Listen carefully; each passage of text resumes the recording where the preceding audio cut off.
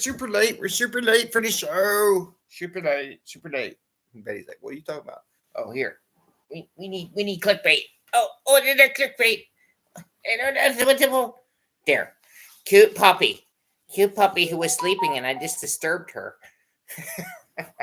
That's Betty. Hi, Betty. Betty's like, what are you doing? You can rub my belly? Oh, I know. Big dog. Anyway. Oh, good morning. 5 a.m. Mester Scrum Show. I hope you're doing well. We're a little bit late today, just dragging things on, trying to do some coding last night and put some blog posts up and getting the website back up and going for the 5 a.m. Mester Scrum Show. So working late. But I wanted to share how we design teams and how we design people working together from my experiences getting back into coding and doing some. I'm not as good as, most of the people that are on this listening to this show or coding is 24 hours, but I dabble here and there and I can figure things out.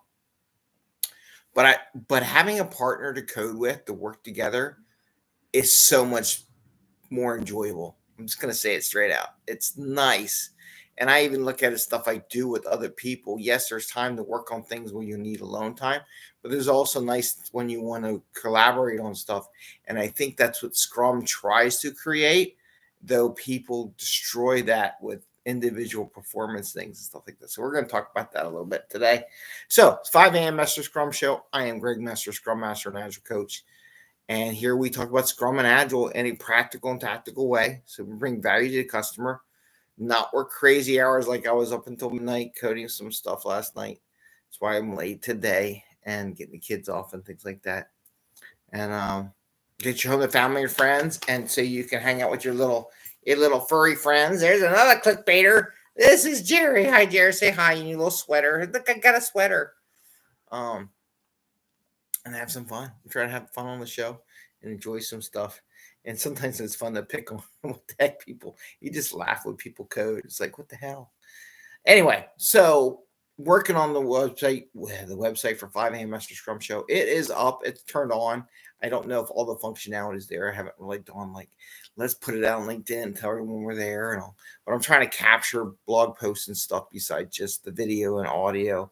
Put some written stuff out there so we can share that too on LinkedIn, and so people can get that information as we go along on this journey together, and use it for other things in the future, like setting up the meetup.com and the meetings like that, and just provide information. And it's just free.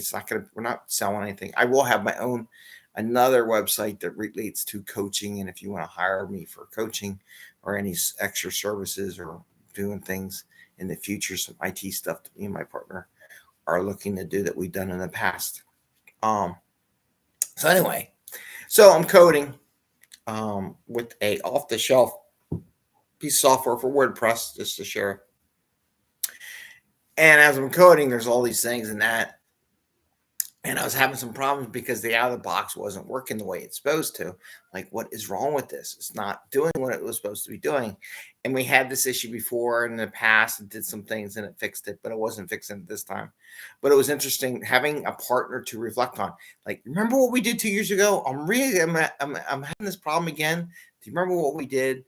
And doing some research and just having that banter back and forth during trying to troubleshoot why things weren't working or what was the best way to do it. It was really nice to have that interaction. Now it's nice, like, hey, I want to plow through some stuff, but when I get stuck, I love the interaction because I think we all produce a better product. Every Scrum team I've ever Scrum mastered or been a part of that allows space for that interaction to happen does 50 million times better than any other Scrum team. I'm just telling you right now. I had teams that were just like teams of 4, where we had maybe two developers and 2 testers on a team, and they worked a real good partnership to work together, and they produced some good stuff because they were quickly doing the feedback loops super fast, and then what they were doing it as a team, and it really worked well. And I'm just trying to encourage everyone, when you build these Scrum teams and you build this interaction, try not to focus on what individuals are doing, but and this is why I like to look when people get stuck. I like to look at when things take longer to get out of particular development stage or flow or path or whatever you want to call it, or state or status, because that triggers me. Why is it taking so long? Are you engaging with your teammates? And as a scrum master, I try to encourage that engagement with the teammates when you get stuck, rather than dwell. Because I could have dwelled on the issue I had. It just wasn't painting right. Something was wrong. I was going through I'd be honest with the troubleshooting that they were telling me is like drastic, like do this, turn everything on, turn everything off, blah, blah, blah. Well, it turned out there's a bug in their code. I don't know where it is, but I kind of, after figuring out and talking, and it was nice. Well, what if I tried this? It was just nice having another person on the Zoom call that I can share with what was going on the screen, and he can pepper with me ideas, whether they're right or wrong, because I don't know, and trying different things. What are the causes? Looking at one site that was working correctly while this one was not working right, coming up with the next steps. Like, do we upgrade all the software? Is this going to take down the other site that we have up? What is it gonna do? So it was just nice to have that banter. So as we design Scrum teams, you want to design it in such a place. Well, yeah, there is an individual accountability, but there's also partnering with other people on your team that help you make a better product. You can call it pair programming if you want, not so much pair programming, but you can call that pair programming activity. Where you just have a group of people. I love having stories that have subtasks, one for development and one for testing. If you have a clear demarcation between development and test, so that the two are working together and they can partnership with like a three amigo or something in the beginning on how they're going to come up with a solution together, and have someone to talk to as they go through. It may not be everyone and their brother or sister on the team, but just somebody to have that conversation with you. And our job as Scrum Masters and Agile coaches is to foster that environment. So yes, there's time for you to work individually, which I needed to, because I had a lot. It just the transition over from out of the box to having content, having it work is just a lot of individual. I got to power through this and do that.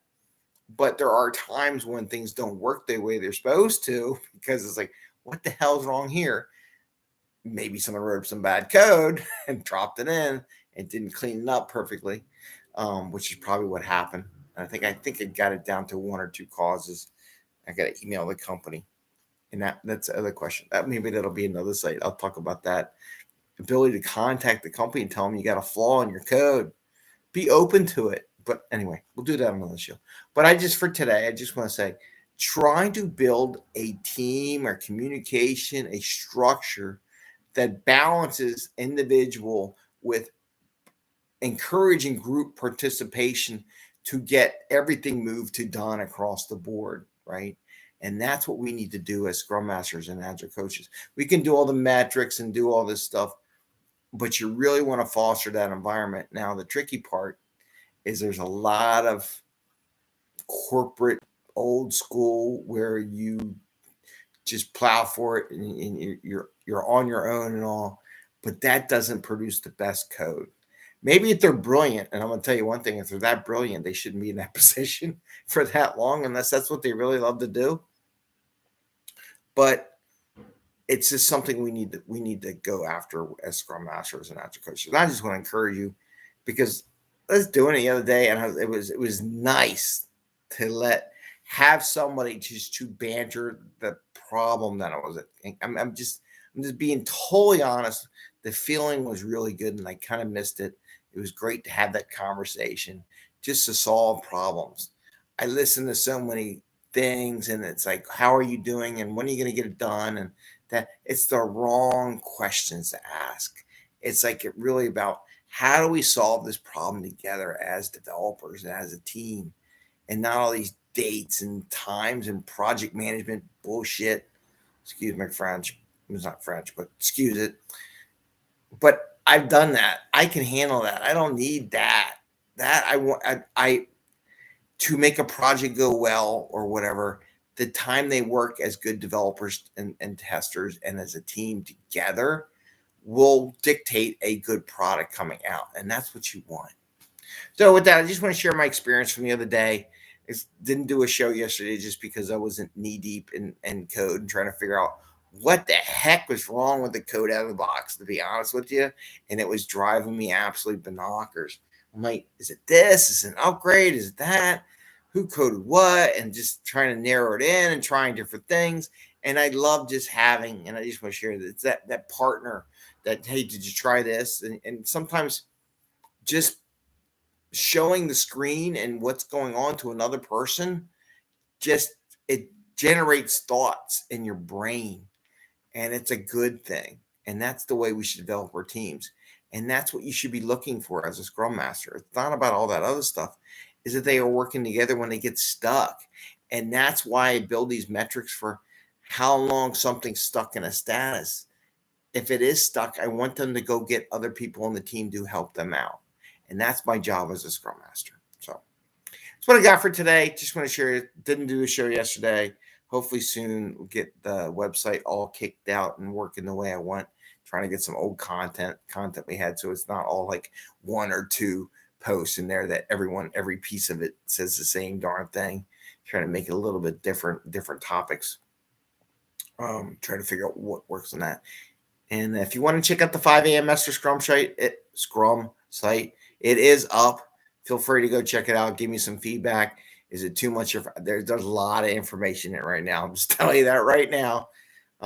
Might be overkill because part of me is using this for other things. I want to see how the different functionalities, the different modules and all that stuff works in this WordPress package and what does it look like, because to be honest with you, I'm going to reuse it because I already know how to do it. I ain't doing it again. So until we get radical, really neat capability, I want to reuse it for a bunch of websites that are coming along for me and my partners. So with that, I'm going to say happy scrumming. Enjoy. Get some time with your partners when you get stuck. That's all I can say. And that's what us scrum masters should be doing. When it looks like they're stuck and working on something too long, we need to encourage them to work together and build a safe zone, if you want to say, for that to occur. It's really beneficial and it's really good stuff. With that, I'm going to say, see you tomorrow. Have a great day. Happy scrumming. Jerry, you want to say goodbye? Jerry says goodbye. He just woke me up. My hand will bye-bye. All right. See ya. He's like, leave me alone. All right. Have a great day, and I'll see you tomorrow.